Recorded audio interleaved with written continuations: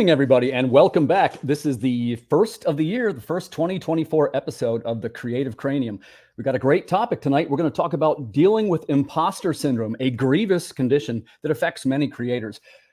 I can't wait to hear what the guests have to say. I got some great guests, so without further delay, let's launch right in. Please welcome to the show my pal, Corissa Grant. What's up, Corissa? There. Hi. I'm good. Thanks for having me on again. It is always a pleasure. And show. Yeah, super nice to see you. You've been real busy. To be on this show. Yeah, and by the way, Carissa's got a launch coming up. We're going to be talking about that in 2 weeks, and I'm really looking forward to hearing what you have to say about this topic tonight. Yeah. All right, but hey, it's not going to be just us, right? We got all the cool kids are here tonight. Please welcome Jon Westhoff. Oh, there he is. Muted.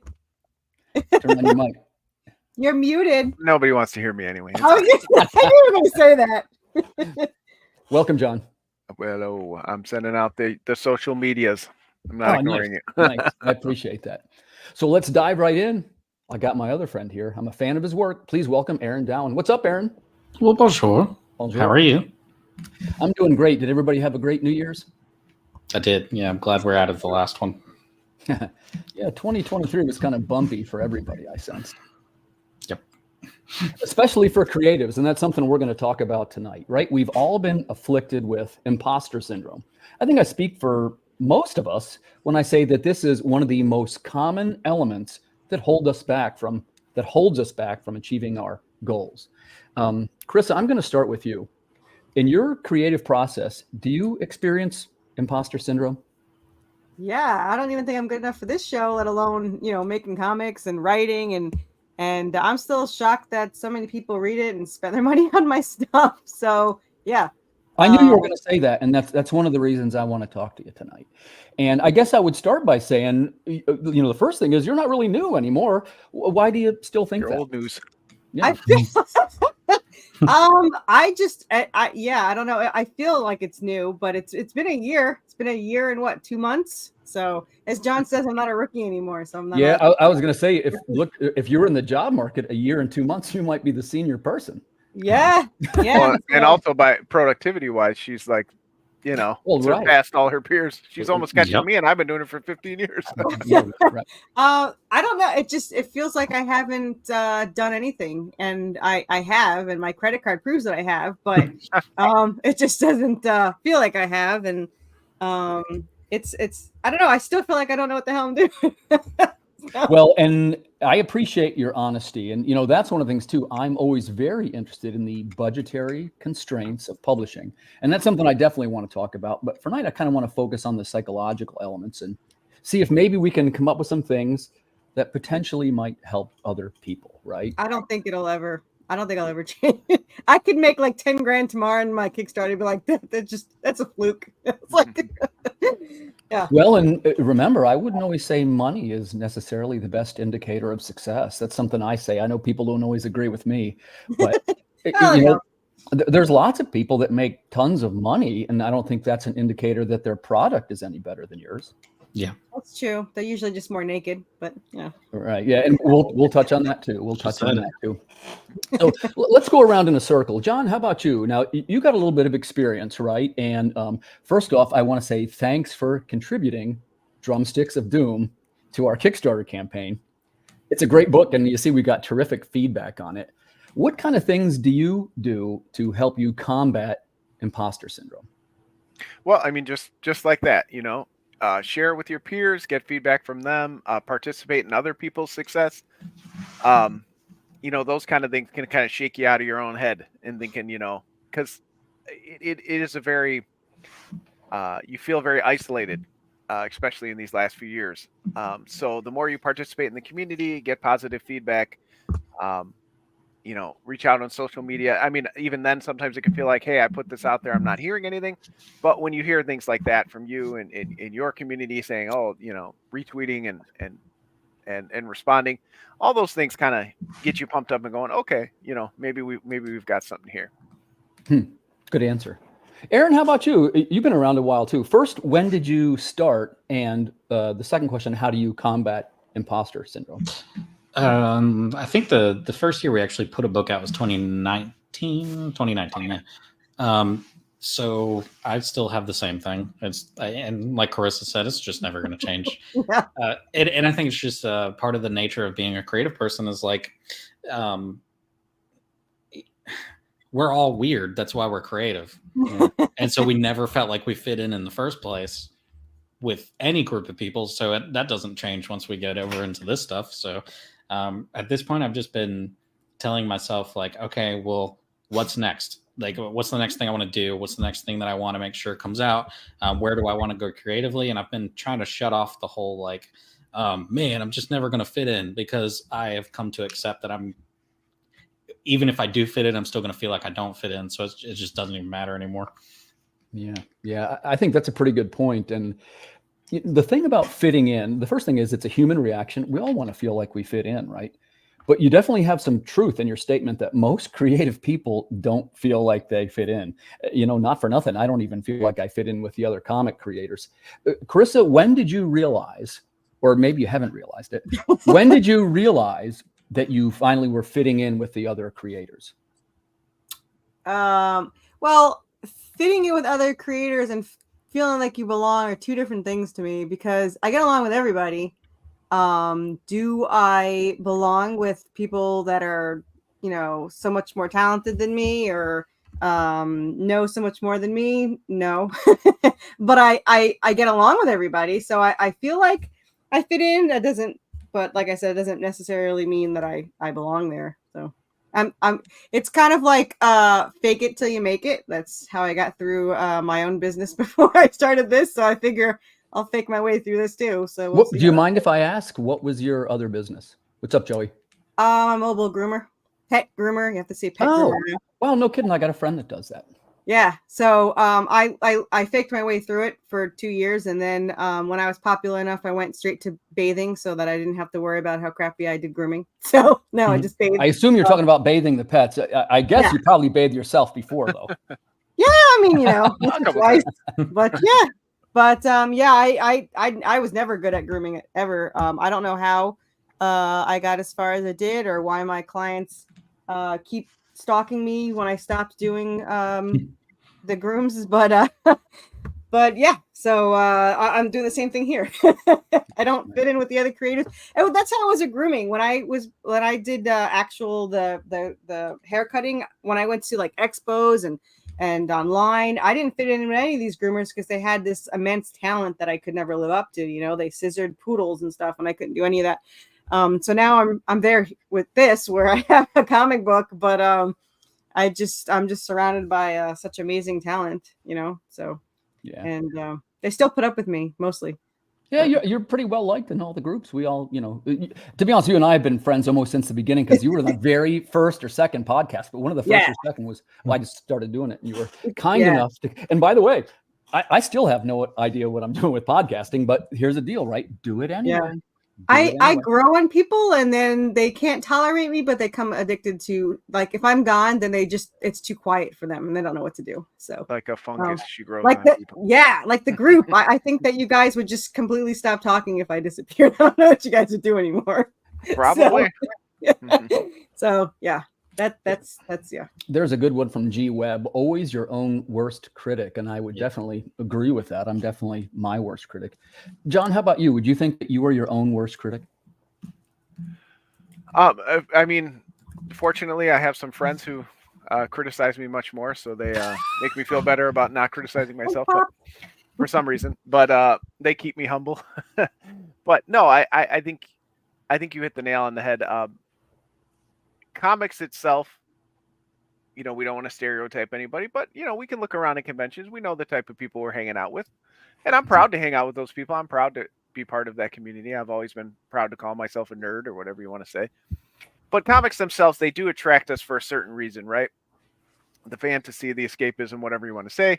Right. And then the creative part of it, for the most part, most of us come from that community as well, right? So I say this all the time when I have conversations with friends who are put off by people who approach their table, or I have tons of friends in the Magic the Gathering community. And again, I say, stop and reflect about why you play the game, what drew you to the game, and maybe have a little empathy towards that other person, because they're probably coming with some social skills issues or other things. Again, we don't want to stereotype, not everybody. I think that's not necessarily an offensive stereotype. Most comic fans have a little bit of some underdeveloped social skills. I don't think that's too controversial to say.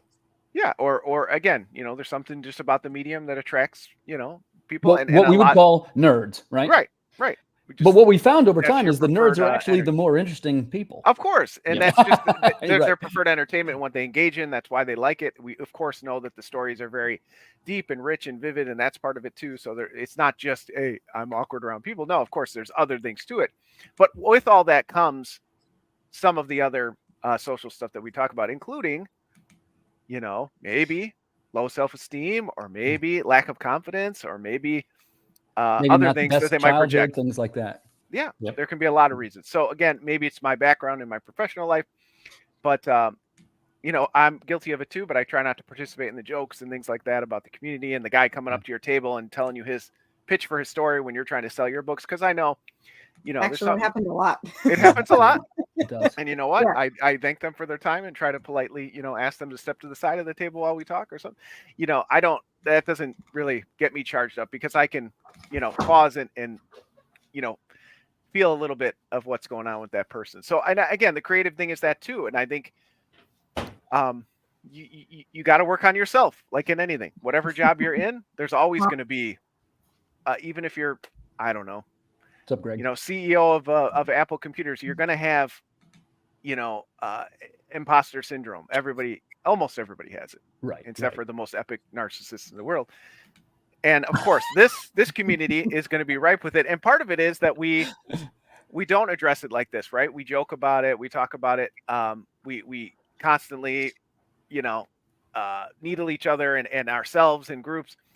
And some of that is trying to break that stigma too, and encouraging each other and sharing that feedback and taking that time and saying, well, I'd really like it if somebody gave me feedback on my book. So let me take the time to give it to theirs. And that might be, something we can help others improve on. But, a lot of it comes from myself. I struggled with depression growing up.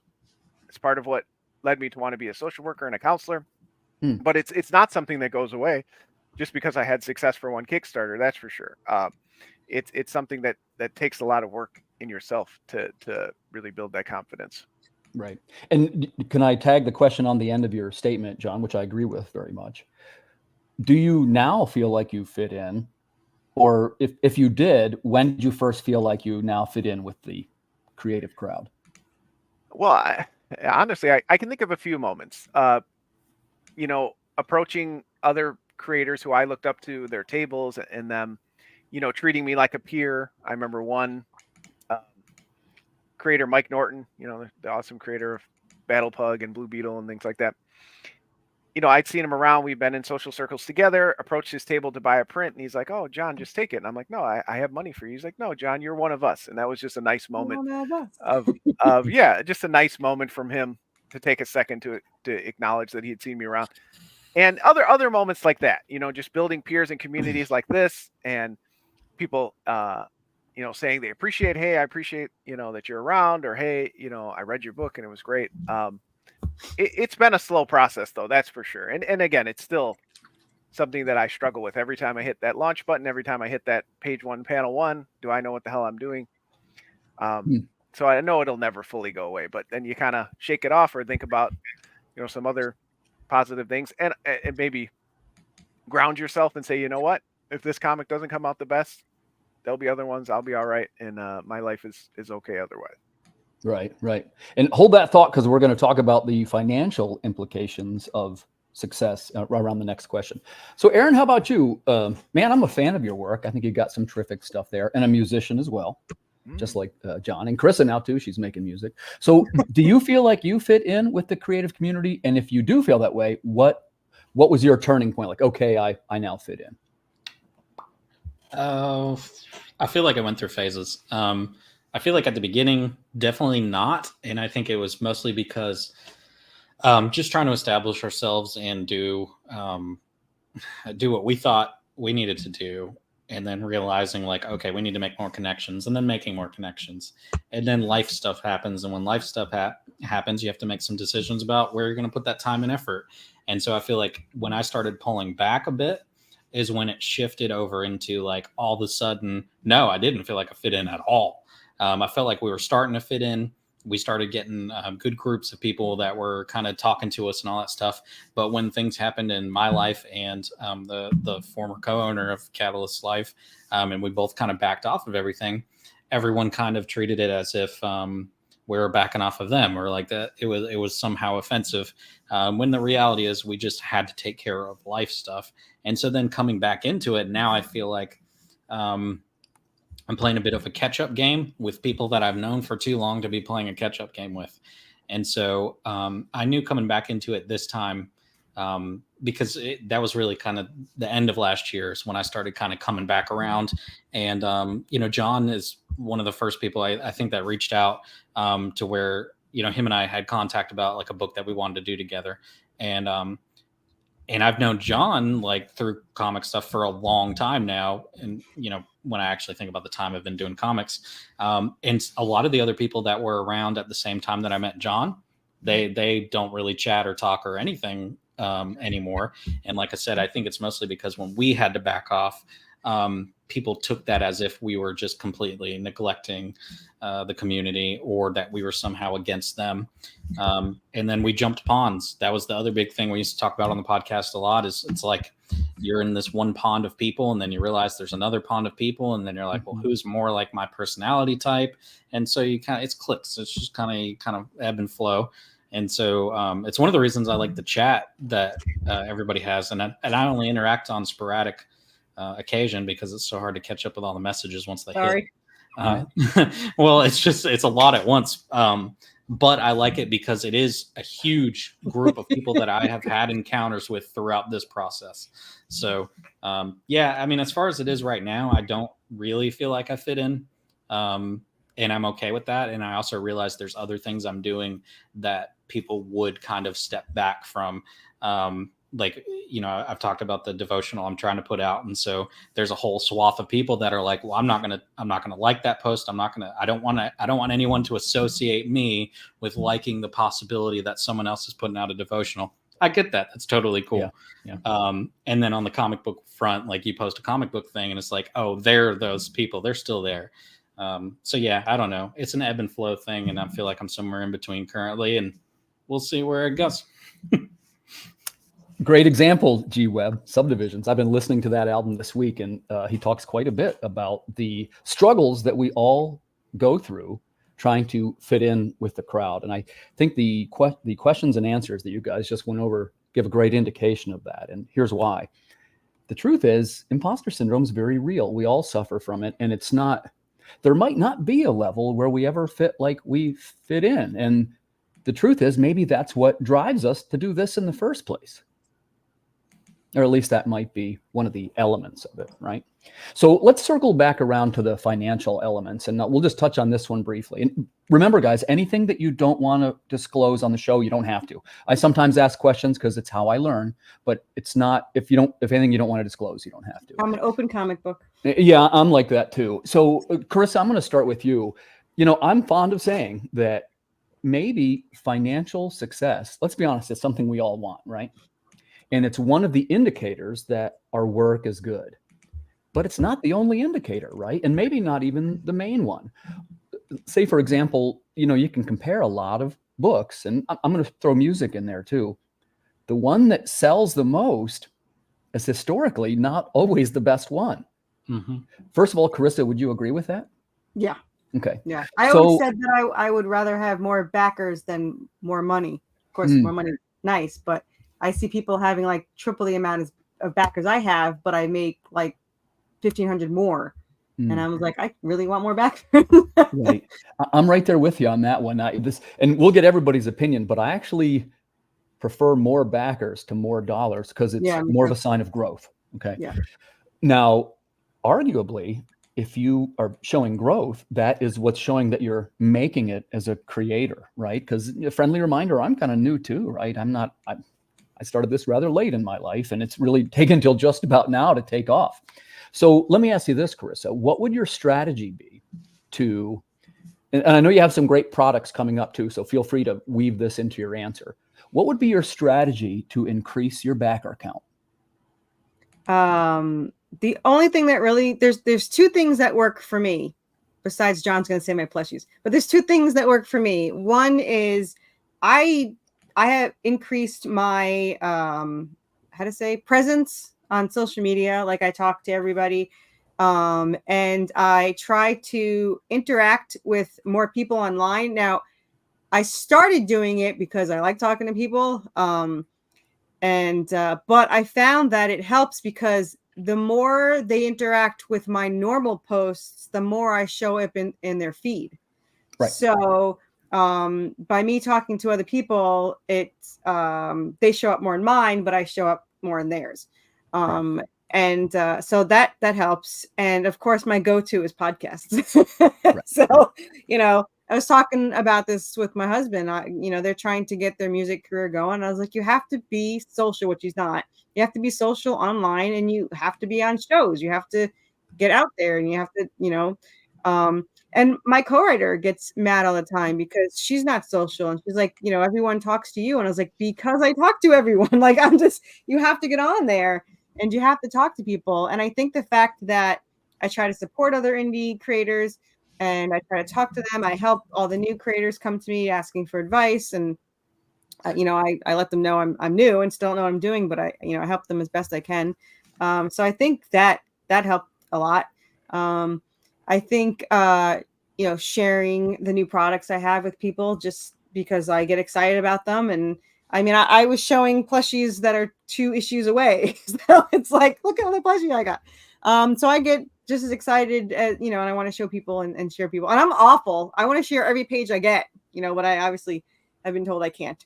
But I would. And if I was rich, I would just give these comics away. So it's tough to not share. Every time I get a new page, I'm like, look at this page. But, we're starting issue 12 on Monday, and I can't share anything because we're releasing 8 on Monday. So I have to keep the fun stuff to myself, and it's sad. Gotcha. But yeah. Okay, so let's move over to Jon, and I'm going to break the question in 2 parts. The first thing is, to you, is financial success the indicator of making it? And number 2, what would you do? Because I know you have a campaign coming up. What would you plan to do to increase your backer count? Well, I think financial success, like you said, it is part of it all, right? But I've definitely learned over the year not to lean so heavily on that. I've had some stumbles along the way, and that's helped humble me a little bit. And can you expand on that, Jon, for the viewers? When you say stumbles, what do you mean by that? Well, I've had some campaigns fail. How many? I've had probably 3 out of 18 or 19 at this point. Mm-hmm. I've had, thanks. And that's something I had to remember too, just because one had failed, got to remember the other ones that had went through. Some other different ways of launching books has really left me licking my wounds, like trying to do a straight pre-order thinking, oh, I've got enough, backers for issue 1. Why do I need to go to Kickstarter? And then it horribly flops. So I've had some other financial failures in that way. But just kind of remembering that, again, that's a huge part of it, right? That's the whole snowball that keeps this whole train going. I get that, especially now that I almost exclusively worked with, full-time artists that need their page rate to keep going. Right. So I don't want to downplay that for anybody. I do understand that, but understanding that, just like if I'm working with a client, and I would never tell them, don't shoot for the moon. If your goal is to be an astronaut and literally go to the moon, of course you should do that. But if you're also end up working at NASA and, developing that technology, that's something. Just like if my only goal is to work on Spider-Man and that's all I focus on, and I never get to that goal, I'm going to miss all the steps that I took along the way and not appreciate it. I want to make comics. If I tack on that I want to be a rich comic creator or be a billionaire and all that, I might be setting myself up for failure. So maybe setting realistic goals will help ground people in, what? I don't have to do a $10,000 campaign. I've done several $4,000 and $5,000 campaigns. Right. You could do $3,000 campaigns. Yeah. Obviously don't, financially ruin you and your family along the way while you're reaching your goals. But again, it's just like music, Tim. If my goal is only to play Madison Square Garden, I'm probably not going to get there, especially at this point in my life. Yeah. But if my goal is to make music, I can do that. I can sit down right now on my drum set. I can record something. It may not be top of the line stuff, but I'm doing it. I'm doing what I want to do. So I think it's sometimes about focusing on that simpler goal. And you know, again, that kind of keeps me going, because I do get to look at my library of books and say, you know what, this one stumbled, but I've still got 12 other ones, and we'll find a way to make it work. And I forgot the second half of the comment. And what would you do to the second half is what would you do to increase your backer count?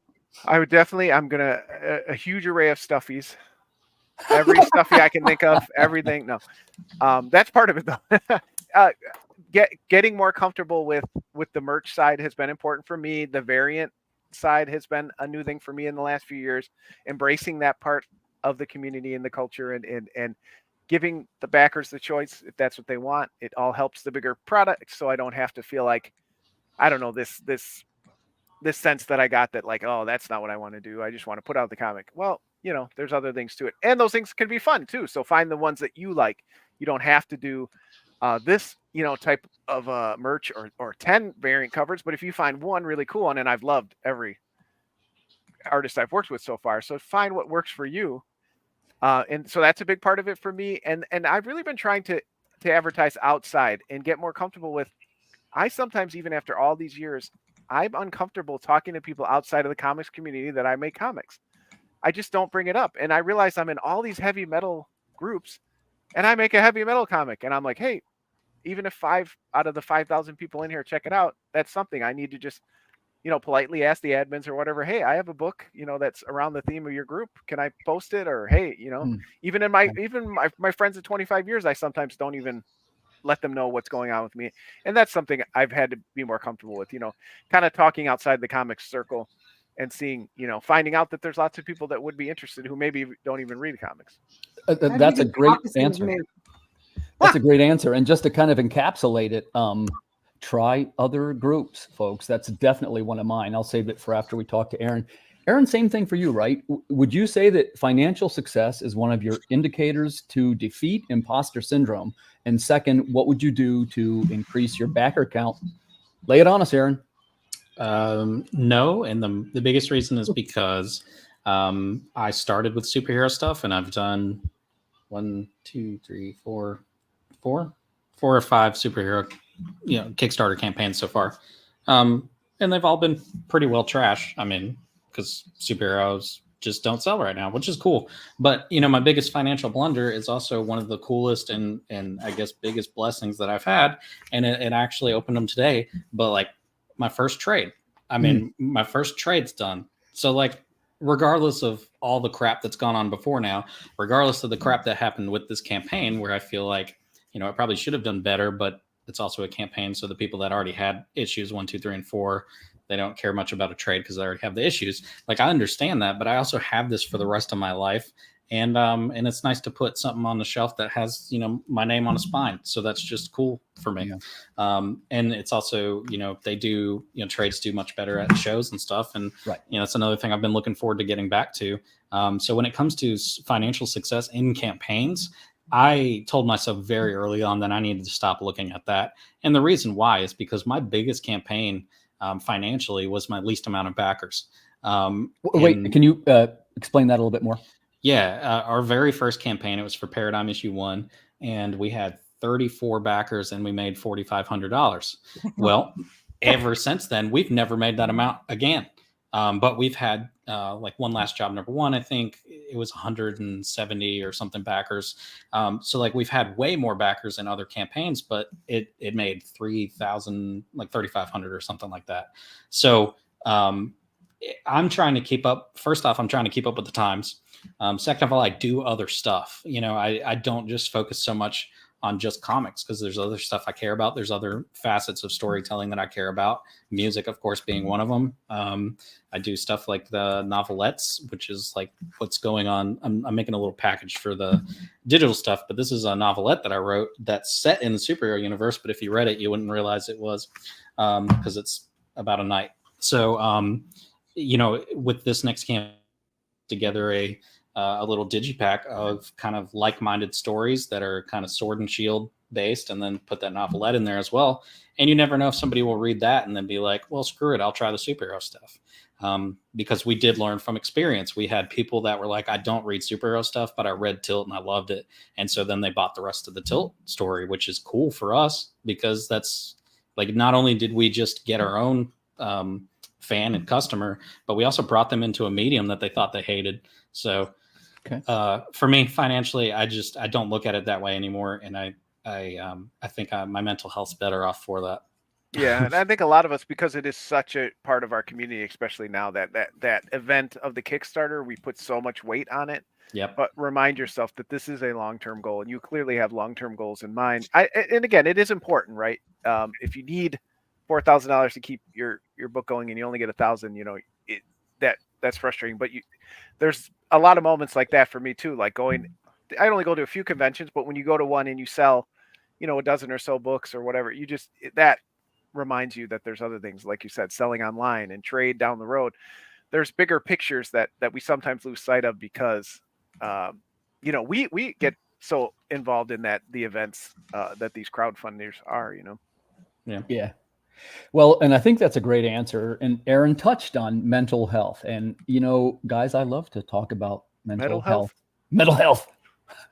But it is such a strong component of what we do. And, the first thing I'd like to point out to the viewers, all of us in this room are comic book writers. So the first thing, we're all incredibly wealthy. You've probably heard most comic book writers are millionaires.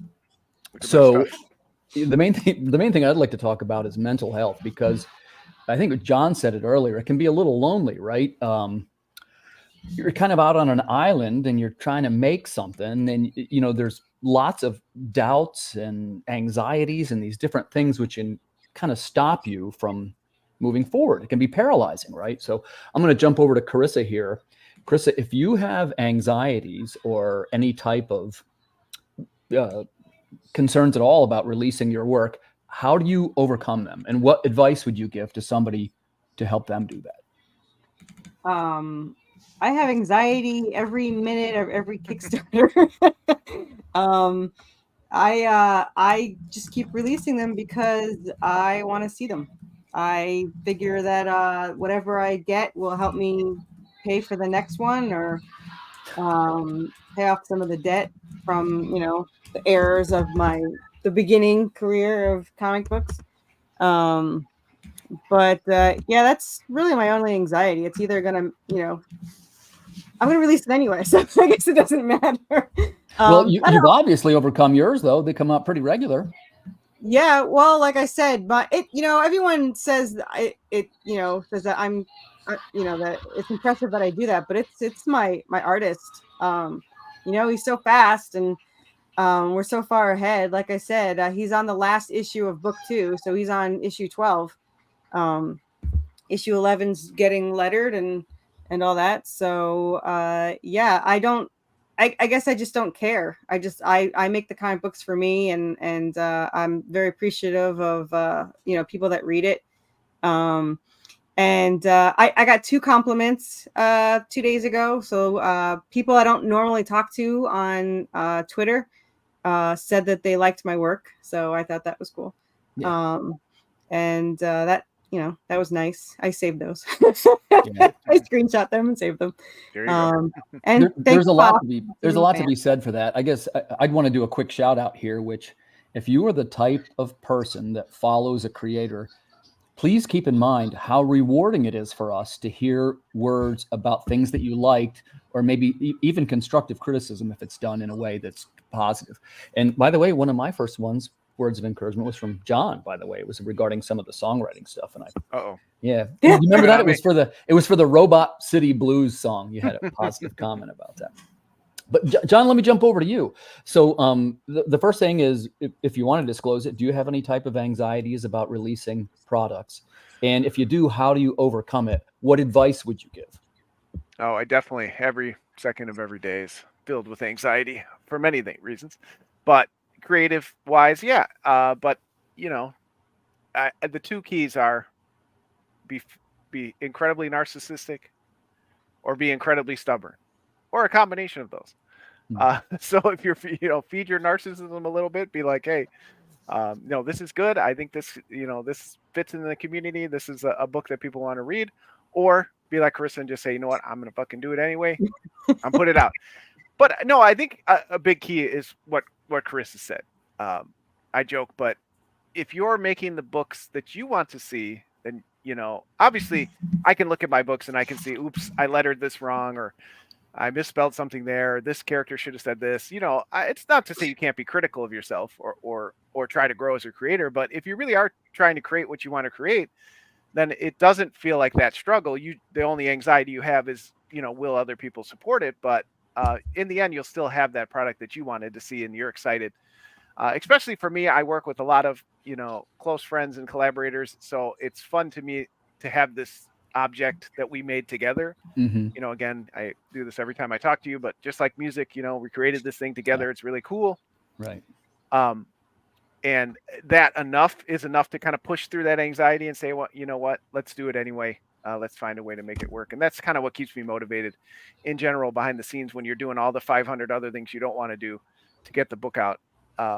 You know, that's part of what pushes me through too. Yeah, I buy that one. And I think that, well, I guess there is a little bit of a division there, because of course we want the support of our fellow creators, but at the end of the day, what we really want are readers and customers. Right. But it does mean a lot. And thanks so much to the fellow creators that have supported us over these varied projects. Aaron, how about you? Any thoughts on anxieties and how to confront them when releasing your product? My biggest anxiety, I think, is mostly on launch day. Like, other than that, I don't really have too much, because these are stories that I want to tell anyway. And they were going to come out in one form or fashion or the other. And I'm starting to learn to live in the gray. And the gray of your beard, or? Yep. No, I'm living with that gray. No, but when it comes to the storytelling side, like, we had announced a book a long time ago called A Bard's Tale, and it was going to be a comic book series that we thought would be really fun. And then, you know, a bunch of stuff happened with the artists just kind of not doing the work. And then another artist we were going to hire, but the person that hired it isn't even, you know, with Catalyst anymore. So for my anxiety, it was more so what to do with these stories. And so I realized I could just take that exact same story and turn it into a young adult novel series. And so that's where the focus went on that particular book. So I guess for me, the anxiety is not there as far as anything other than launching the freaking book. And then I also come to expect immediately when I hit launch that it's just not going to fund and everything is going to be awful. So I don't think I get much anxiety over that, because I'd like to say that I'm optimistic about stuff, but when you launch a campaign, you just freaking don't know. So I just already assume that it's going to go trashy, especially when you do superhero stuff first. At that point, there's no more hurting. Well, and by the way, I think that it's fair to say in this group, there's none of us in here that do anything that people would consider mainstream. I mean, you got Corissa, who's kind of hardcore horror. You got Jon, who's kind of obscure. All his titles are a little bit obscure, and I love them. That's not a rip. And Aaron, you've got a little bit of everything, right? And of course, I'm sci-fi, which there's none of us that are. And again, I'm not disparaging anybody else, but none of us are taking the easy road where you got the sexy books and this kind of thing. You know what I mean? Oh, yeah. I'll probably get some hate for that comment. Well, again, that's not disparaging it. You know, but I think it's pretty much an accepted truth at this point that you can drum up additional sales by having a little bit of a risque cover, right? I don't think I'm shocking anybody with that statement. What? So my next statement would be, if financial success is one of the goals of a Kickstarter campaign, why aren't we doing that? So I'll start with you, Chris. So why wouldn't you do that? What will I do? Like a nudie cover. When are we getting sexy Anubis, or is he sexy enough already? Well, you could tell he always has leg day and abs, but Anubis with his Johnson out. Whoa. I just don't. I don't feel well. Okay, so I have, for anyone that knows me, even the tiniest bit, knows my complete and utter obsession with my characters. So my character will never be nude or topless. I just feel like it's just so invading to her. As far as a normal topless cover, I had one, and I could not even put it. And I love topless. Obviously, I love breasts. I got them. But for some reason, I could not have it on my Kickstarter because it was a free cover, and I was grateful for it. It was a topless vampire. But for whatever reason, I couldn't put it on there. So I actually had it as a secret in the add-ons, and my brother found it, and then a couple other people found it. So I sold like 7 of them or whatever for 10 or something. But for some reason, I feel like my story can carry it. I don't want to rely on something like toplessness. 2, there's no nudity in the book. And I don't want someone to think that there is by seeing, a topless cover. And 3, weirdly, when I'm at cons, I have tons of parents asking me the age of the comics. And I said, my answer is always, there's tons of swearing and there's gore. And they go, yeah, but is there any nudity? And I go, no. They go, okay. And they'll buy it. So I don't think I can ever do that. And to be totally honest, there's a creator who flat out said to me once that my story doesn't need it, which is one of the best compliments he could have given me. And he says my story is good enough and that it'll eventually just, carry itself and I won't have to worry about it. So he said, if I was to do topless covers, then I would degrade my story. And I don't want those kind of readers that would want it only for the nude cover. It is tempting when you see how much they bring in. Man, I've seen, when I first started this, I saw one. Now I've seen way more. It was just pretty much lesbian porn. And the guy had like $3,000. It was like issue 11. And I was like, damn. But yeah, my story will never lean that way. So sure. John, how about you? What's your 2 cents on sexual content in general? Well, I think sometimes, we know the ones that are just, the cheesecake or whatever. That's always been part of comics. And, all of my stories are written by an adult. I mean, I hope. At least my driver's license says I am. And they're about adults. I haven't written, many child characters. So I definitely have, risque subjects, but it's just not an avenue I want to go down unless it's part of the story. Like I will, there can be sexy scenes if it services the story. But it's just not who I am as a person. I don't write in that way. I don't, put myself out there like that. So it's just not something that's been part of my story. And especially the covers, like if it serviced something, and I do, spoilers, I do have one slightly in the work that's a little tongue in cheek, kind of not safe for work. Just kind of as a larf about the community, but in general, I wouldn't do a topless cover because it doesn't fit the brand. Right. If it was a woman who got her clothes ripped off in a zombie attack or something, to fit the style, maybe. But if it's just somebody sitting there nude, again, it's not really in the picture for part-time comics. Right. Aaron, how about you? You want to add your thoughts on the topic of, is there room for nudity and risque content at Catalyst Comics? No. No. I have said before, though, because I do script for other people, if I'm not scripting for my own company, I will go as far as you want me to go with the story. Because at the end of the day, the cover's up to them and for whatever they want for their campaigns. But as long as there are certain things that I would never write or never want to have my name attached to, but I think I push a little bit. I try to push myself as far as I'm willing to go.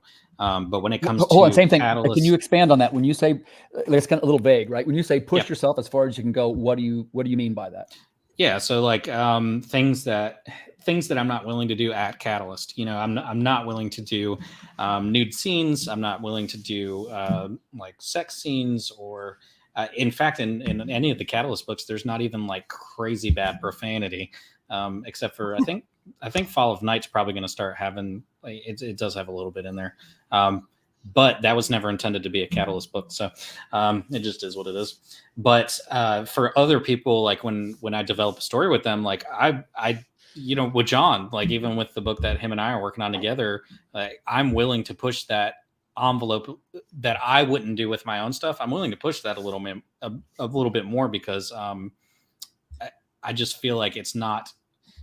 Catalyst is a representative of me and like me as a person and like all the things that I think about and all that. But when I'm outside of the realm of Catalyst itself, like I don't feel like those same restraints are on there.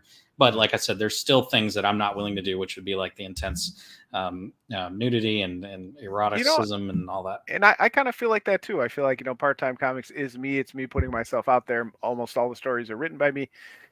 So I do feel like that's some of it, but it is an interesting subject the more I think about it, because we all do pretty graphic violence, and we can have our feelings about that. I have, as a social worker, I have scenes where children are being harmed in my book, and I'm not to say I don't struggle with that, but I did say, hey, this is part of the story. So it is interesting to think that it's just always been a line I've had and just haven't crossed yet. Well, and John and I actually had with an artist, John and I had to have a separate conversation because there was something in one of the books that the artist had an issue with, and so John and I had to have that conversation of like, well, like first off, I'm coming at it like I'm in ministry and stuff, and I didn't have a problem with it. So like we were just discussing that some people just have certain lines on certain things, and some people don't have those same lines. Like it can be any given thing. Like some people just aren't willing to go ultra profane. Some people are willing. I'm one of those, Aaron. I don't do profanity at all. Yeah. So ever since I was a kid, they always said and by the way, I get it that one character always has a bad mouth. It makes for a decent character. But if all the characters doing it, it can be an indicator of sloppy writing. Yeah. You know what I mean? Or at least an indicator of you need more vocabulary. Like you want to have each character different somehow, right? Like maybe one guy's a real brain, one guy's got a real bad mouth, one guy's like in the animation world, they say, if you turn the lights off and they keep talking, you should still be able to tell who's talking. If there's 4 characters in that room, you should be able to tell by their vocal tells. Yep. I'd want to add, I had submitted that story last year for Russell Nolte's book. And some of you guys know this story, which was, it's a Lovecraftian horror story, right? And it's kind of graphic and this kind of thing. But it was kicked back by the editor the first time. They didn't have a problem with the end of all human life, but they didn't like that the female goddess, her boobs were showing. Timothy. I know. So again, we edited it with some colors and we put the word balloons in front. Like there was a way to adapt it so it's not dirty. Record, if you are a backer of the last Water Wars trade paperback, you will get the banned version. The banned version? Yeah, I made 2 versions because I was like, eventually this is coming out. And that's a good example of where it fits in with the story, right? Because she actually like comes through from the other dimension, like coming out of these flames, and she doesn't have any clothes on. Well, and you talk about the subject that we're on, it, imposter syndrome. Some part of me, I do think now that I'm thinking about it, does want people to like the story as much as they can for the story. Yes. And I do feel like that's the one subject that I feel like would plant a seed in me that people are only getting it for this, and I'd rather not have any other seed planted there. Yep, that's a good, very, very good point. Let's see. Seems like a picture on its fit the fits a little more. Well, I'll let Corissa jump on this. Corissa, your stories have some violence for sure. Do you think there's room for sexiness in it? And is there a blend? What is the correct blend for you, do you think? Not really. I mean, because you have some romance for sure. And she has some sexy outfits, so she's, that was my artist. For whatever reason, he put the female vampire in lingerie. I don't know why. But I was like, all right, it's a female vampire. I mean, it's kind of like in a Walmart type store, so I was like, well, that's fitting. Well, that seems like a mistake on the artist's part. Yeah, I think it fits. It fit. I've watched the people of Walmart videos. They fits perfectly. But overall, I mean, it's got such a love story to it. But like they kiss like twice, and I think they say "I love you" like twice, and like later on. So it's there'll never be anything sexual between them. I guess it's implied at one point. I guess I don't remember what we wrote, but he distracts with fangs. Yeah, He cracks me up, by the way. If I'm ever laughing, it's because I read something by G-Web. Yeah, Because we're getting some great comments tonight. Yeah. And I want to say a quick thanks to the viewers. We're actually hitting some record numbers. Welcome aboard. You're watching the Creative Cranium. John's Let's here. change the direction of the questions. Carissa, if you had, let me think how I want to ask this. Because we talked about how financial indicators are not always the top level of success. It is the one that we all want. But what would be some examples other than financial where you would say, okay, great, I'm getting recognition. This is helping my imposter syndrome. What would do it for you other than money now? I want to pass 200 backers. Okay. That's, I mean, like I said, the ones that said something, like I just had somebody write to me and say, of course, there could be one of 140 podcasts, but he says, a good buddy of mine just had you on a podcast and recommended following you and said you're doing some great work. Can't wait to check it out. So I don't know who it is because I've been on 140 of them, but the fact that some people talk about me when I'm not around, there's been 2 times in my life that I felt somewhat of an ego boost.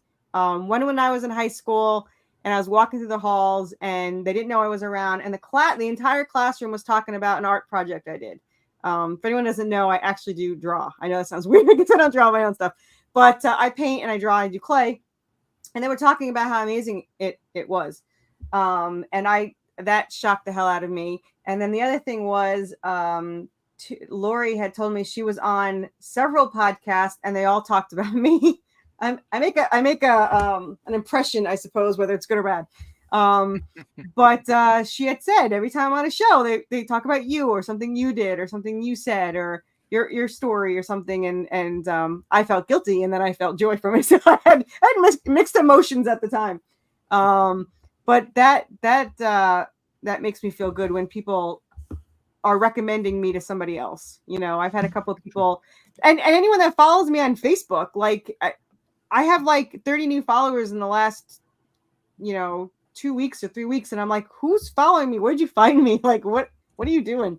But I love seeing that people are following me when they don't need to. They're probably not spammers because they're following. They're not adding me as friends. So things like that, the fact that people recommend my story to other people, that's a great ego boost. Thanks. Those are nice words, Crimson Owl. Let's appreciate that. It's gonna make me blush. So, John, how about you? Right, like obviously, money's right at the top of our list, but I love to say money is not the driving force for most comic creators. Right? If it was, we would all be selling cars. So, what are your things that, other than money, that would make you say, hey, I'm not an imposter? Well, I hadn't even really thought about it when I restarted with this company after publishing with another company for about 10 years.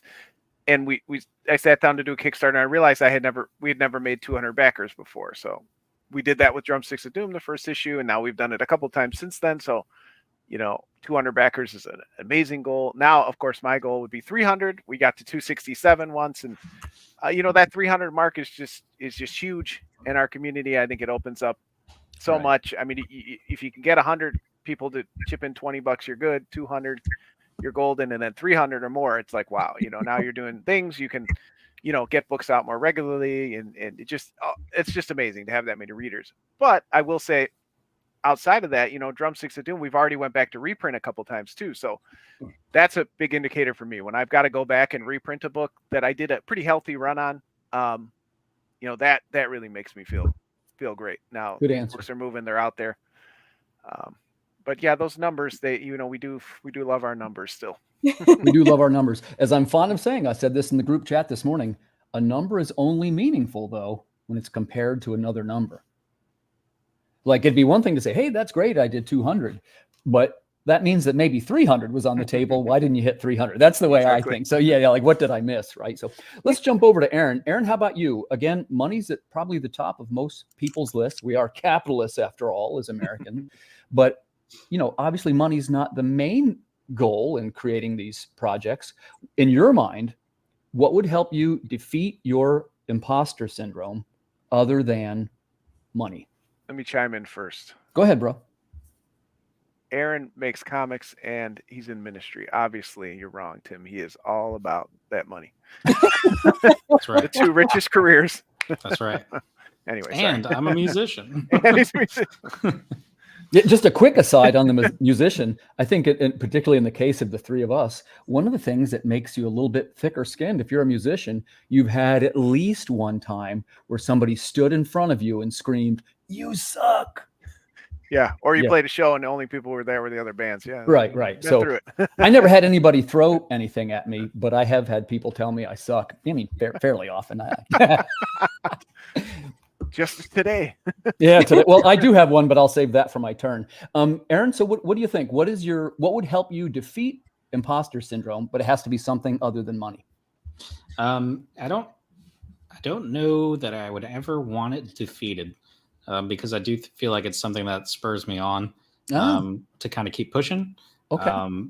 Because again, like we talked about it earlier, like all of us, if we feel like we don't fit in, that's part of like what made our character of who we are. So it also bled into the stories that we're creating. I don't know that I'm ever going to find that. I mean, I've had moments where I was like, crap, like I guess I'm a little bit further than I thought I was. And some of them were like, there were a couple of different bigger creators that complimented my work and had really nice things to say. And like, that's huge, of course, for anybody, like just, especially when it's people you look up to. Like, so that was huge. But like, yeah, I don't think I'm ever going to get out of it. And I don't really think that I want to, because I really do want people to either just not like my stuff at all or love it. I think that's a really good answer, Aaron. In other words, it's one of your driving forces. Exactly. One of your motivators. Yeah. I mean, I got into this. Part of it was because I wanted to tell stories. And then another one was like, basically someone said that, that you couldn't do it. Like, they told me I couldn't do it. So spite was sucked. a very, that was it. Yeah, exactly. So spite's a very strong motivating factor. And that's why Matt and I teamed up and did Paradigm in the first place, is both of us went through that same thing where somebody was like, we don't think you can do it. So then we were just like, okay, we'll watch. And we did. Yeah. And it's kind of interesting in the sense that, how do I want to say this? Sometimes our driving forces, I think what we just learned from the four of us, don't have much to do with money. It's some innate psychological need, right? Like, and I've told people on other podcasts, my reasons for becoming a writer, in my case, it's very psychological. I got some hangups myself. I had been through this bumpy divorce, right? And I was a comic book store owner, and it was my lifelong dream to have one. And it was taken from me in the divorce settlement. So that was a tough pill to swallow. But I can remember sitting down and going, okay, I need to make something that can't be taken from me. And that was my first book. Nice. Yeah, pretty interesting, right? Yeah. So I want to go off topic for just a second, because Corissa made a great point. And this is something Lori asked me about the other day. It was, you might even remember this conversation, Corissa. She was saying about, hold on, let me think of the right way to ask this. Putting some kind of warning on the cover, in the sense that, would warn you about the content within.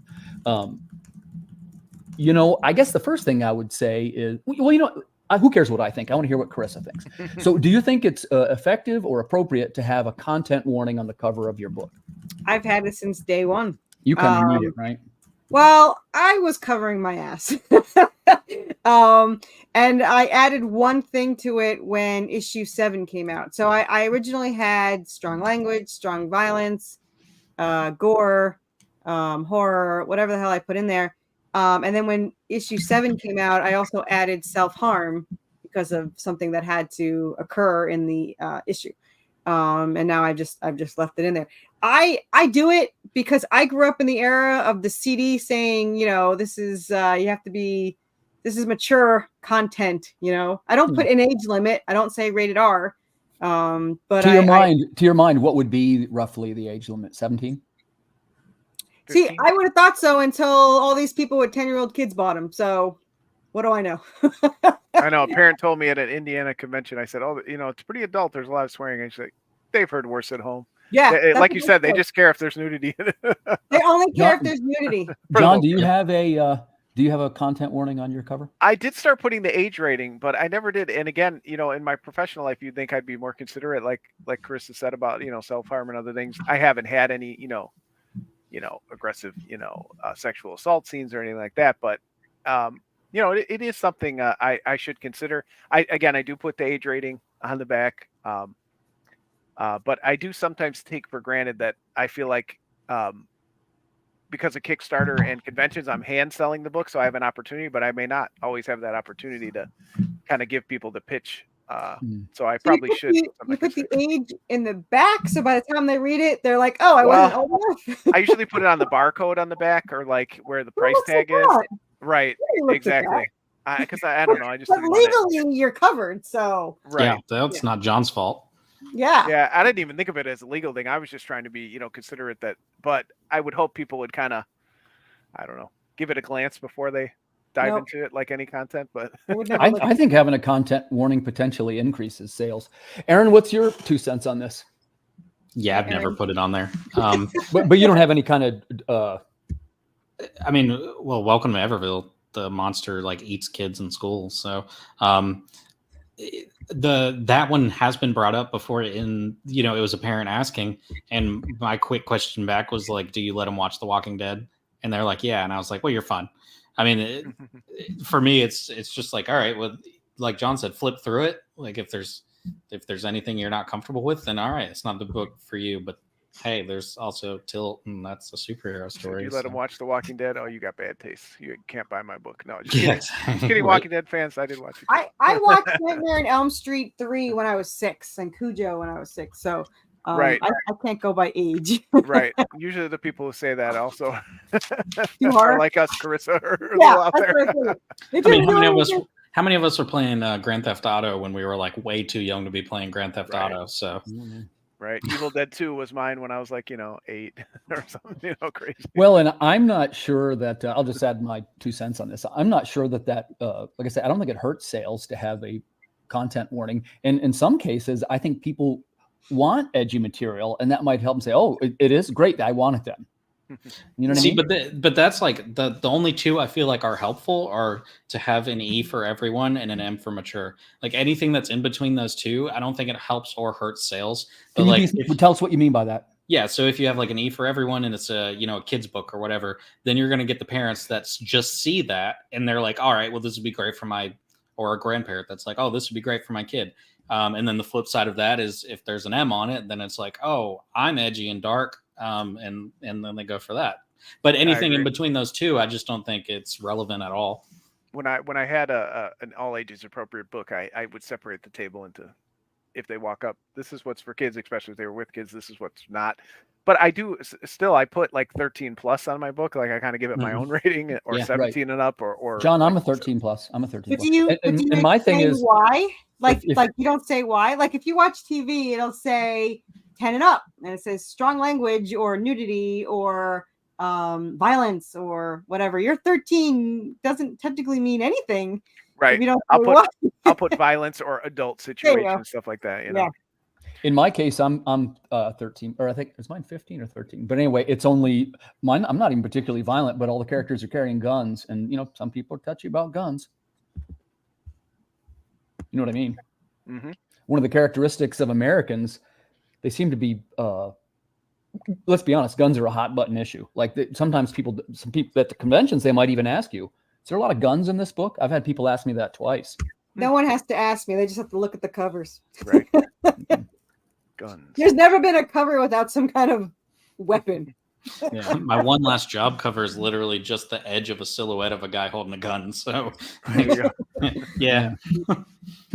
Well, it's always kind of funny what things are controversial and what aren't. I'm continuously surprised by that. But yet, G. Webb, our boy Zorb, he mentioned that sometimes statistics are showing that warnings increase sales. And I can definitely think of some cases, like if you remember back with the album controversies, and they were going to make albums with offensive lyrics have the warning on them. And they're like, oh, it's censorship, right? But what happened was, the sales went through the roof on these albums because kids went, hey, well, that's the one I want, right? Yep. I'd be so mad when I accidentally bought the censored one. I'd be pissed. Oh, Jessica's got a point here too. It's the way it's drawn, right? If it's cartoony, you can probably get away with more. That's one of the things they talked about The Walking Dead, right? It was in black and white. If it would have been in color, it would have probably been restricted a little bit more because some of those scenes are really gory. Yeah, they do. And the black and comics white that phase is kind of different, right? Too now because we know people don't really look at that with comics. Yeah. But So let's unless, or like Aaron said, unless it's clearly labeled, for kids or. Yeah. Right. Well, and there is one thing that I guess I should point out that, it's okay to have all different kind of comics. It's what I call the big tent. Like there's room for kids' books. There's room for violent horror. There's room for sexual content. It's a medium that sort of embraces all the different genres, right? I don't think there's any right answer, particularly as far as that goes. All right, let's get into a little bit more existential questions. I hope you like these. Corissa, I'm going to ask you this one. If you could go back in time and talk to your 14-year-old self. Okay, ready? You're getting in the time machine. You're I'm trying to figure out where I was when I was 14. Yeah. What would you say to 14-year-old Corissa about the comic career that she is approaching? Oh my God, you're gonna make so many stuffies, girl. I would okay, so here's a tricky one. So most people know that I lost $9,000 starting out. So I didn't know that. Do you want to tell the story? Sure. So I lost so the first artist I ever hired, back when I said the infamous words, how hard can this be? I kind of got sucked into I'm very gullible and very naive, and I like to help people, and I kept falling for this person's problem. Like I started off smart, using friends and using goods and services through PayPal, and I would only pay for 10 pages ahead of time, and I was trying to be really good. But then it kept coming back. Oh, this broke, or I had a family member in the hospital, or this person died, and I'm trying to pay off the hospital. It was like one thing after another, and I kept advancing the pay. And by the time anything was even done, I was like an issue and a half, paid. And then I paid them to pencil, ink, color, and letter. And they only penciled and then left. So I had to, so that was $3,000 that I had paid them. And then I had hired 2 other people to try to fix it. And it cost me about $5,000 total to do, whatever. However, after it was done, I didn't like it. So I threw it away, and I found my new artist, and he redid issue 1 for me. Now, before I found that new artist, I had hired another artist, and it wasn't their fault per se. But I was naive and stupid, and not much has changed. But I had paid them $4,000 to do an issue, and they were Brazilian and didn't read the script, and I couldn't afford the lettering yet. So I liked the art as I saw it and didn't connect it to the script. I just thought, oh, that looks really cool. So when I went to lettering 4 months later, nothing really fit what the character said or what they were doing or whatever. So I pretty much have not used that. I sold a couple of digital just for fun, or I used it for, whatever. So that was $9,000 off the bat. So if I could go back, here's the tricky part though. I would not probably, well, if I have all the same knowledge, I guess I could. See, I don't regret the $5,000 losing it, because my artist is phenomenal and he was worth $5,000. So I if that had to happen, then fair enough. That's how I found him, and I wouldn't want to screw with that. However, the second artist, I would like to keep that $4,000, and I probably would not make a spinoff, because my artist is going to redo it anyway. So there really was nothing to do with it. So I would not hire that one. But I probably wouldn't screw, unless I could tell myself, make sure to hire this guy, get to him right away. Jonas DaCosta, you got to find him. So if I could find him and not screw up, my line here, I would do that. But if I needed to lose that $5,000, I would just do not go for the other. And that unfortunately is, many creators have some horror stories like that. It's part of the learning process, right? Well, if I could go back and start over myself, like at the beginning of comics, the only thing I would really do besides not hire that one was I would never in my life ever ask for a character design again. Never. Why not? It was the biggest waste of money I've ever done. The smartest thing I ever did was that's sad, but I would give them a page of my script and tell them, here you go, make the characters look like this and do a page. Like, they literally have to do my character design anyway, because they're doing my character description when they draw.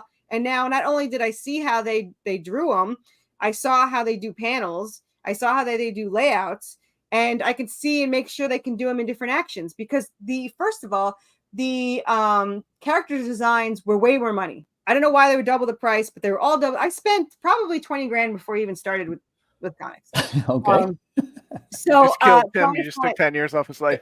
Yeah. Wow. Okay. Yeah. Now I see it. I was gonna say, what's she talking about? I always do character designs, but I don't think I've ever spent more than $200. When I switched to literally when I discovered this, I found my artist, so it worked out. But I would hire for these character designs. They looked decent, and then they could not do the same look in a layout. Yeah, right. It was. You got to see those sequentials. Yeah. See the sequential. Exactly. It was such a waste of money, and I regret all of the character designs I ever gotten. And I spent thousands on. I am super picky with my characters. It took me a long time to find my artist, and be as satisfied as I am with him, which is why he's never allowed to leave. You know, he's going to be chained in the basement doing these for the rest of his life. So, his comic. Yeah, when his answer is, when I say you better never leave, he goes, as long as I'm alive, I'll be drawing this comic. So I'm like, well, yeah, but you know, and they better be careful when he's driving or whatever, because I told him he had the whole RoboCop thing on his site. Yeah, please don't do anything I say. It is definitely I'm more of a cautionary tale what not to do. That's how the best way to follow that. Throw a bunch of money around, launch a 90-issue epic series. All these things are the opposite of what you should do, but but it can work somehow, some way. Just want to take a quick second and focus on this quote, because it's such a good one. Regret is hard to hold if you are happy with where you are. Words to live by. That's a good one. For sure. So, John, how about you? So if you could travel back in time and talk to 14-year-old Jon Westhoff, what would you tell him? Oh, wait, can I just, for Jessica's, I didn't mind losing the $5,000 because I found my new artist, not the old artist. So she said, why do you regret losing the $5,000 if he was a great artist? But by losing that artist, I got mine. And if I didn't lose that $5,000, I would be still stuck with that artist. And I'd probably be on issue 2. So, so I'm grateful for losing the $5,000 to find mine artist. So, gotcha. Sorry, go ahead. I never really had aspirations to create comics. I wanted to, be a musician, or I don't know, be in a comedy troupe or something like that when I was 14. So I don't know. He would probably be surprised to even hear that I was writing comics, but I'd probably just tell him, be nicer to yourself. You'll figure stuff out. You'll find a way to make creative stuff that makes you feel good about yourself and the teams that you're working with. So just keep your head down, buddy, and be nicer to yourself. I kind of like that one, John. Be nicer to yourself. That's something that we all forget. Aaron, how about you? All right, you got the time machine fired up. You come out, there's 14-year-old Aaron. What do you say to him? So many things. Oh, you're muted. You're muted. He's not me. Oh, he is. Not much for comics, but stuff about life for sure. What would you tell him? I'm interested. I'm just trying to. I don't want to get in trouble. You don't have to blast the ex-wife if that's where this is going. I won't do it about mine. Exactly where it was going. No, I smelled it. Yeah, no. But for real, yeah. When it comes to the comic book stuff itself, like, I don't know, because I still have fun with it. So I'm not. At no point have I been like, burn it all and end all of it with the comic book world. Like I've never gotten there. So, I think part of the journey is that, and being, humble in yourself and kind of just appreciating the journey. You wouldn't be where you are, like Carissa said, the attitude that she's taken. But I guess I would say maybe start off with a better plan. I spent the first 10 years, jumping around a little bit story to story, and I think I missed some opportunity to work with some people I really wanted to work with and really, make some longer form stories that and instead I had to abandon a couple stories early on because they were just kind of not getting where they need to be. And, so there were some bumps in the road early on, I guess if I'm being fair, I would say something like that. But again, that kind of created where I'm at now. So I'm okay with it. Yeah. I was hoping somebody was going to say that because, I would love to go back and erase all the terrible things that happened to me. And there were a few, but I don't want to get into that. But the truth is, if it wouldn't have been for that, I wouldn't be where I am right now. So I would tell my 14-year-old self, you're not going to believe what's about to happen. Hold on tight and keep going. Water Wars 2028. 2280. It's kind of funny that became the, again, I don't like to make this too much about me, but at the time, probably nobody remembers, it was Socket was going to be the big one. Had the animation connection. It was going to be a TV series. None of that happened. And here I am making the Water Wars series, which was never even a blip on the radar. Huh. So yeah, weird things happen. Weird things happen. So I'll tell you what, let's change gears one more time. You know, we're talking about imposter syndrome for the viewers that have joined us here tonight on the Creative Cranium. And one of the things I want to focus on, we're all pretty intelligent people, I think, in this room, and we've all sort of chosen an unusual craft. We talked a little bit about how money is one of the indicators of what we do, but not necessarily the main one. So my question for Corissa is this. Out of all the things you could have done, why comics? I'm not a very good writer. So it fit comics way better. I'm an amazing storyteller, and I probably have the intelligence to write better, but I tried to do the whole show don't tell for novelization stuff, and it hurt my head. So just telling the story worked out so perfect. And the way I wrote it, it pretty much, it's like it was meant to be a comic book, because literally when I'm converting the scripts, I literally already described what the room looks like or what I was going on or what I was doing. So it's incredibly easy to convert into scripts. So that would be why comics and not novels. Because it kind of fits your skill set. It fits my skill set. And I know this is going to sound kind of maybe stupid. I already wrote it. So to release it as a novel doesn't do anything for me. So when I get to see it drawn out, I can see my characters come to life, and the emotion, you know, that I can see in their face and their eyes, and see this medium played out. I loved comics when I was a kid. It's not something that I ever thought I would be into. You know, I'd have my own. I did not think that was going to happen. But to be able to see my characters just develop into a story. And I mean, every time I get a script, you know, every time I get a page, it's like, that is the coolest thing. That's how I pictured it in my head. It's a great feeling, isn't it? Yeah. And when I that was it. It's the fact that it fits my skill set, and I wanted to see my characters more than anything. So. Good answer. Good answer. John, how about you? And I know, actually, we know you're a musician and actually several other cool things. Why comics? You know, again, I never really had the aspiration to do it. I read comics since, you know, I was 11 years old. It wasn't until my mid-20s that I was like getting out of music, and I was like, you know, I want some other way to be creative. You know, and comics, you know, it just finally clicked with me how cool of a medium they are. And also, like Corissa so honestly stated, I'm not me fail English. That's impossible. I'm not, you know, I knew I wasn't going to, you know, write the great American novel, but comics, you know, of all the mediums, you know, TV and movies and all that,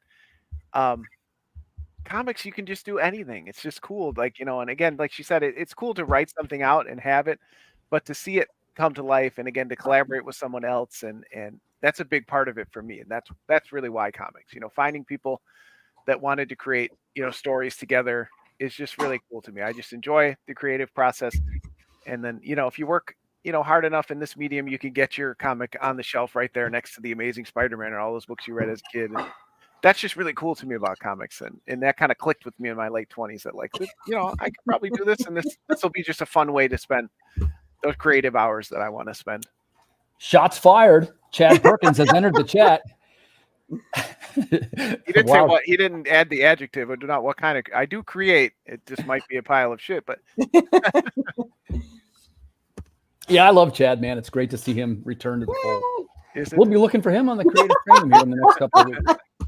Go back to your troll. How I know I made it is that John makes fun of me. That's how I know I made it. That's it. So let's jump over to Aaron. Aaron, right? And of course, I know you do a lot of things too, musician. Why comics? I honestly would rather write full-length novels for all the stories. However, there is such a thrill in getting to see those characters, getting to see them interacting with each other. So that is fun for me. And so honestly, it's been more so teaching myself to look at this particular story as a novel format or a prose format, and then this particular story as a comic book format, and truly dividing it in my psyche, because I'm going to tell stories no matter which way I have to do them, whether it's novels or comic books, short stories, music, or even like the videography stuff. But I don't know. Comics was just, I was a kid and I read comic books, and then I got older and I thought it would be cool to see characters that I made on a page playing with each other and hitting each other in the face and throwing people off buildings and all that. So that's what I did. I'll chime in right at the end. Why comics? It was probably about 1989 or 1990. And there was a thing called the Vertigo line.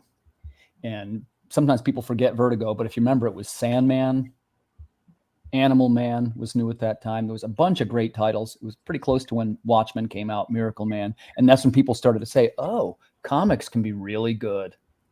And that was what kind of flipped my trigger. Nice. So we've been talking about some of the great creations with today's modern creators here on the Creative Cranium, but I'd like to sort of take a look at what you guys are making. So let's start off with Worthy Chaos. This is going to be launching when, Corissa? Monday. Great. So can you give us a quick pitch about Worthy Chaos and tell us who will like this project? Nothing I do is quick, but I will do my best. So it's, Buffy the Vampire Slayer meets Supernatural in the Silent Hill town in the world of Resident Evil with Good Omens and Evil Dead tossed in. Mostly people that played Resident Evil or watched any of those shows or love any of that. It's pretty much a survival horror adventure. It focuses around angels and demons, and Anubis is there. And this series, especially book 2, is mostly them trapped in a haunted asylum, and they're trying to get their way out as they fight through giant salamanders, zombies in straitjackets, and ghosts. And for anyone that's new to it, we have issue 1 in a PDF or printed. We have all back issues. We have ketchup tiers. We have mini ketchup tiers. We have our graphic novel, which has 1 through 7 issues in it. And this is issue 8. So there's a tier that you could just get that, or it's in the add-ons. And for anyone that doesn't know, I don't know how that's possible, but I have lots of plushies and merch, and I have been called the I know John is shocked. But I have been known for my merch. I've been called Merch Queen, hopefully affectionately. I don't know. Affectionate. It's affectionate. Okay, good. For this campaign, our new plushies are zombies in a straitjacket. You can pre-order and get your any date you want embroidered on the back. I have my birthday. Some people wanted Hannibal Lecter's number on there. If there's somebody crazy in your life and you want to remember, put their birthday on there, that's good too. And then my salamander monster is also new. And let me give you a big screen, Corissa. I sometimes forget how to do this. I don't. Go ahead. Being big, but okay. So this is our, I guess you kind of need it for the salamander monster. I want to show it. This is salamander monster. I think I have 2 available, and I think already one's going to be sold because she's going to rush on there and get it. And then there's the hellhound that I've been petting this whole time because I have weird anxiety. That's a cool one. They're I love the hellhound. And then I have my zombie plushie, and because it sells out every time, I made more of the skeleton birds. This poor thing is from issue 3, but they keep selling. So here is my so, and we have a lot of other stuff. I think I have it where I just added it that if you spend the first 50 people to spend over $50 pledge gets a wooden necklace on a cord, and then if you spend over 100, you get one of the exclusively painted coins. So there's this. I don't know how to work the damn camera. There we go. I got you. Hold on. I got G Webb, the man called Zorb, telling us we need a producer. Listen, Zorb, if you want to join me backstage, I know I need a producer. It's hard to do the layouts and I'll answer the comments all at the same time. Yeah. So if you spend over 50, then you get one of these. That's pretty cool. And then if you spend over 100, you get one of these, the gold-plated coins, but Anubis is painted, and That's it's cool. two-sided. There's not that many of these. I have about 50 of these. So yeah, pledge early. It doesn't indicate anything whatsoever, but this is the most followers I've had in my campaign, and it's more than the biggest backers I've had, so that's encouraging. Of course, my mind just tells me that means it's going to be the lowest backers yet, but it is some joy in it being a high follower account. So that's great. No, I did not. These are handmade by Down Home Textiles, which is I've given their. I should get a finder's fee because John and everyone else has probably gotten something from them.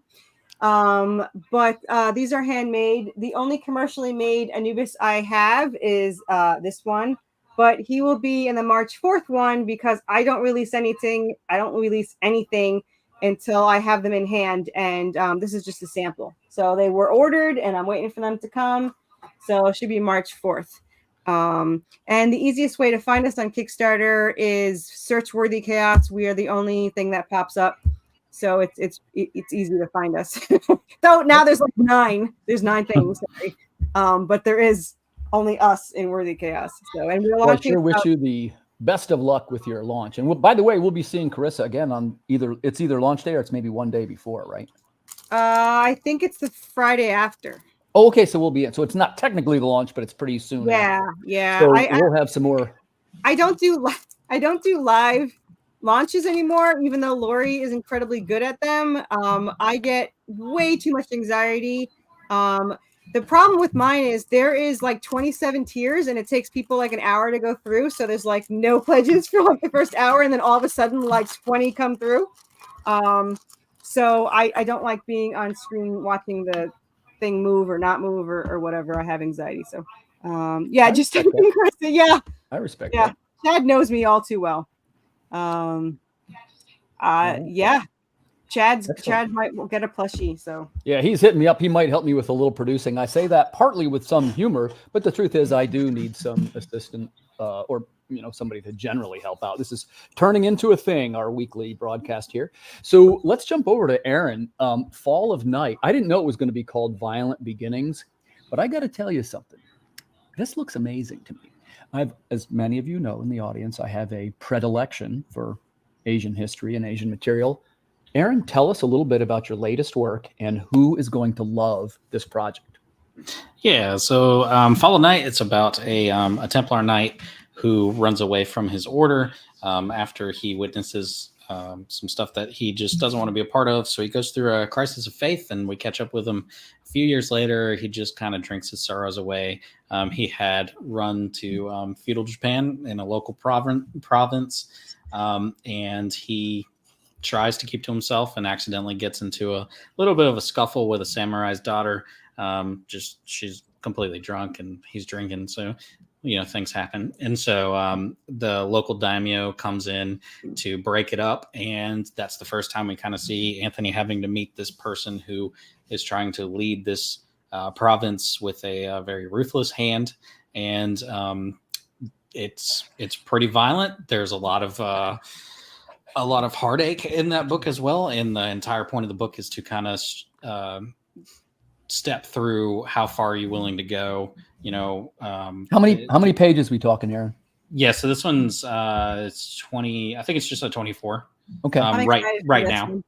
And we did a limited color palette on it with the colorist Lois Lackey. She's fantastic.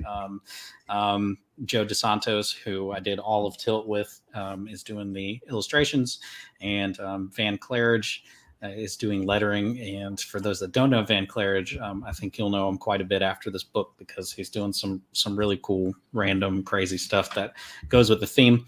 But the book looks so freaking cool because of that limited Japanese color palette. And I think people will really vibe with it if you like, stuff set in feudal Japan, but you also want to see what happens to a knight when he's trying to figure out if he needs to pick up and lay down the law again. Nice. I love this picture. This is one of my favorite pictures. Yeah, Yeah, cool I'm a fan of this kind of stuff, and I'm actually really looking forward to this one. That's I wish you every success with that, Aaron. And if there's anything I can do to, and same to Corissa and all of you, anything I can do to help out, I will. And I'm sure you probably already know I will. A couple of you I already have scheduled for launches and whatnot. So I know John's just about running out of time. So man, I've got to talk about his book, and I could go on and on about Drumsticks of Doom, but it's probably better to hear it from the horse's mouth. So, John, can you tell us your pitch for Drumsticks of Doom and who will love this series?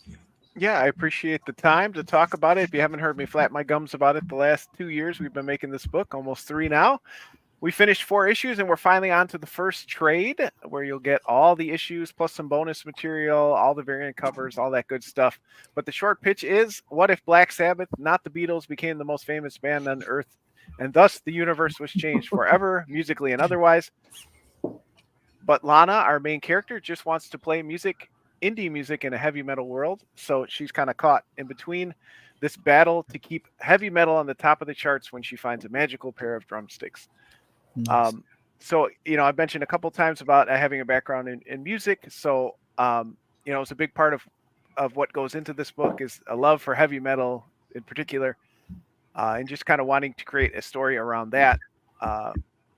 But I didn't think anybody would read this kind of slice of life music story that I had in mind. So I had to throw some werewolves and witches and other stuff in there. So that's how the kind of story came up. But yes, we're launching on the 16th of January. This is our first trade paperback as Part-Time Comics. So this is a huge step for us.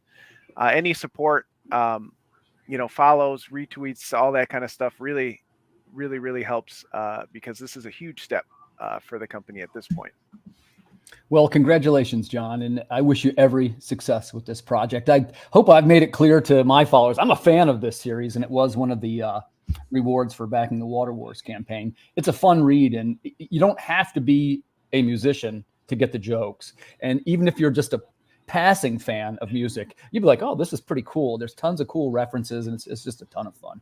Yeah, and I hope that's obviously the target audience. It's a pretty easy sell at conventions. They see the kind of heavy metal style logo, and I kind of give them the pitch. So it's definitely you should mention the homage covers. Yeah, there's definitely there's some great homage covers. You see one there, which you got to be a pretty ingrained metal fan to catch that one. But that's a Manowar cover there, which a lot of the story is based, on Manowar's over the top lyrics, and if those were kind of in the real world. But we've got all those heavy metal covers, including we have a Megadeth Peace Sells one, we have a Dio Holy Diver cover, and we have another Manowar one here, all in real metal covers, hard metal. I'm trying to get on Carissa's level with merch, so we have a 3D printed drumstick holder with the horns. We have new double-sided keychains. We have patches, we have stickers. So we have a whole bunch of cool stuff, particularly if you've already bought the issues. Again, the metal issue 4 cover will be in for the first time. We have our variants. We have an exclusive misprint cover that's going in there that we're kind of throwing in for fun in the add-ons for the hardcore fans. So we've got stuff for people who kind of already backed the books before. So please don't pass up on it just because you've already. Strongest form of flattery. I'm gonna just go with that. It's good stuff, John. Good stuff, man. I wish you every success with that project, and you can, for all 4 of you, I'll be super happy to help promote any of these great projects. For the viewers listening at home, I hope you'll take a look at some of the projects that we took a look at tonight. Definitely some of the greatest products right now in the creative community. So in closing, I'd like to say thanks to the viewers for tuning in to our episode about imposter syndrome. I really feel like you guys did a great job answering these questions, and I hope it's helpful for some of the people. Before we say goodbye, let's just go around the room one time and tell us who you are again and where we can find your work. Corissa, let's take you first. I am Corissa Grant. I am on Twitter at worthy_chaos. I have a Facebook group, Worthy Chaos, and I'm one of those people that would have got kidnapped as a kid. I talk to anybody, so you can add me, Corissa Grant, on Facebook. And I'm always on Kickstarter, so you can just find me at theworthychaos.com or search Worthy Chaos, and it pops up, and you just have to go to the newest one and whichever one's in pre-launch and pick your poison. So there you go. Excellent. Jon, how about you? Who are you and where can we find you? Yeah, Jon. I am Jon Westhoff, the publisher, writer, and letterer for Part-Time Comics. You can find us here at Linktree. Really, we're Part-Time Comics with an X on all social media. You can find us there, but go to the Linktree. That's the best place to follow us. Get on our mailing list on YouTube. We're trying to do the same thing as Tim and get more live recorded content out there as well. But yeah, we're always not on as much as Corissa, but we got 5 Kickstarters planned for next year, so you'll have plenty of opportunities to catch us out there. Excellent. Thanks for coming on, Jon. Let's jump over to Aaron. Aaron, tell us, who are you? Yep. Where can we find you? Yep. So again, I'm Aaron. I write, I edit, I do all that stuff. Look up Catalyst Comic Studio. We're what comes up. And for other stuff, I host the Inner Sanctum, which is a every other week live stream with other creators. Not completely dissimilar to this, but That's a good show too, by the way. Yeah, man, we're trying to have some fun. It's just a way for me to let other people talk about their projects and show some support for the indie community. And that's every second and fourth Monday of the month, except for this time because we're going to do a live launch. But yeah, so check that out. And Aaron writes stuff on TikTok. I'm trying to spend more time over there. And that's pretty much it. Yeah. Pretty much it. Well, thanks again, guys, for coming on the show. Thanks, viewers, for watching it. This has been an episode of The Creative Cranium. We will see you guys next week. Good night, everybody. Guys. Bye.